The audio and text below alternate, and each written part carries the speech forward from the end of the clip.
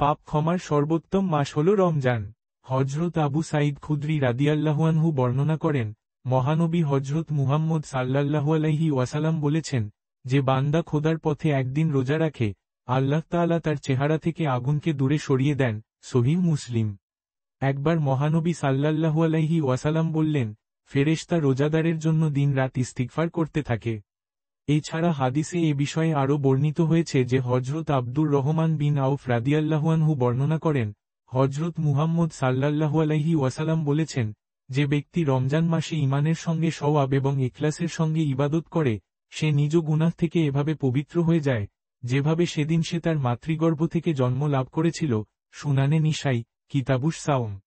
যে ব্যক্তি ঈমানের সহিত সওয়াবের নিয়তে শবে কদরে ইবাদত করবে, তার অতীতের সব গুনাহ মাফ করে দেওয়া হবে। বুখারী ও মুসলিম। রমজানের দিনগুলোতে আমরা যদি একান্তই আল্লাহর জন্য রোজা রাখি এবং নিজের দোষ ত্রুটির ক্ষমা চাই, তাহলে তিনি ক্ষমা করবেন, শুধু ক্ষমাই করবেন না, বরং আমাদের পূর্বেকার সব পাপও ক্ষমা করবেন বলে আমাদের আশ্বাস দিয়েছেন।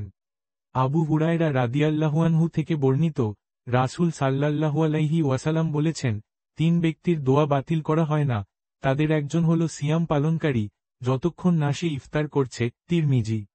হজরত আবু সাঈদ খুদরি রাদিয়াল্লাহু আনহু বর্ণনা করেন, হুজুর সাল্লাল্লাহু আলাইহি ওয়াসাল্লাম বলেছেন, যখন কেউ রমজানের প্রথম দিন রোজা রাখে, তখন তার পূর্বেকার সব গুনাহ ক্ষমা করে দেওয়া হয়। এমনিভাবে রমজান মাসের সব দিন চলতে থাকে এবং প্রতিদিন তার জন্য 70,000 ফেরেশতা সকালের নামাজ থেকে শুরু করে তাদের পর্দার অন্তরালে যাওয়ার আগ পর্যন্ত তার ক্ষমার জন্য দোয়া করতে থাকে। কানজুল উম্মাল, কিতাবুস সাওম। হজরত উম্মে সালমা রাদিয়াল্লাহু আনহু বর্ণনা করেন, নবী করিম সাল্লাল্লাহু আলাইহি ওয়াসাল্লাম বলেন, রজব আল্লাহর মাস, শাবান আমার মাস, রমজান আমার উম্মতের মাস।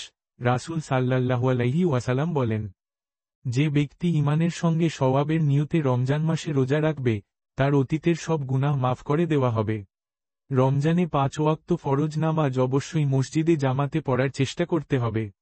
তারাবির নামাজ জামাতে পড়ার জন্য যথাসময়ে মসজিদে যাওয়ার পূর্ব প্রস্তুতি থাকতে হবে। খতমে তারাবিহ পড়া সবচেয়ে উত্তম।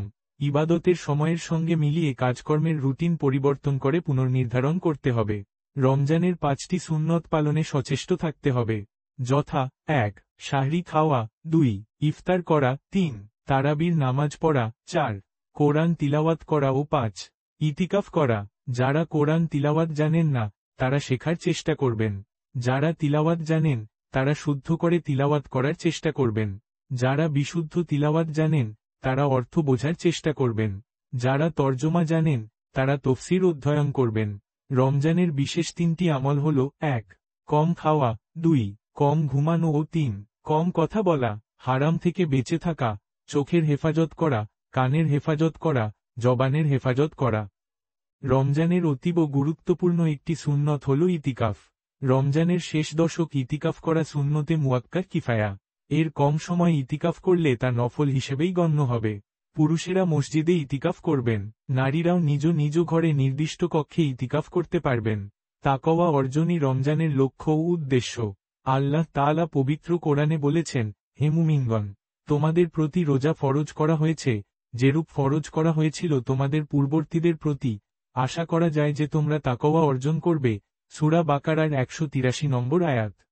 রমজান হল তাকওয়ার প্রশিক্ষণ। লক্ষ্য হল রমজানের বাইরের বাকি 11 মাস রমজানের মতো পালন করার সামর্থ্য অর্জন করা, দেহকে হারাম খাদ্য গ্রহণ ও হারাম কর্ম থেকে বিরত রাখা এবং মনকে অপবিত্র চিন্তাভাবনা, হারাম কল্পনা ও পরিকল্পনা থেকে পবিত্র রাখা। যে ব্যক্তি রোজার হেফাজত করে এবং পরিপূর্ণ শর্ত সাপেক্ষে রোজা রাখে আর এ দিনগুলো ইবাদাতে রঙিন করে, তার জন্যই কেবল এই রোজা শয়তানি শক্তির মোকাবিলায় ঢাল হিসেবে কাজ করবে। ধন্যবাদ ভিডিওটি দেখার জন্য। যদি ভিডিও দেখে একটু হলেও ভালো লেগে থাকে এবং আপনার উপকারে আসে, তাহলেই আমাদের ভিডিও বানানো সার্থক। ভিডিও ভালো লাগলে লাইক, কমেন্ট, শেয়ার এবং চ্যানেলটি সাবস্ক্রাইব করে আমাদের পাশে থাকবেন।